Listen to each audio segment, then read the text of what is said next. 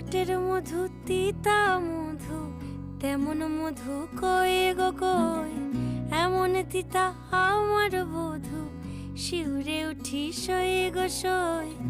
আনবাড়ি যায় আমায় ফেলে বাদল মেঘের ডাকে, একবারও সে ভাবে না গো রায় কি করে থাকে। কি করে রায়, কি করে রায়, কি করে রায়, কি করে, এই বুঝি যায় পীড়িত ছুটে সেই ভয়েতে যায় মরে। কি করে রায়, কি করে রায়, কি করে রায়, কি করে, এই বুঝি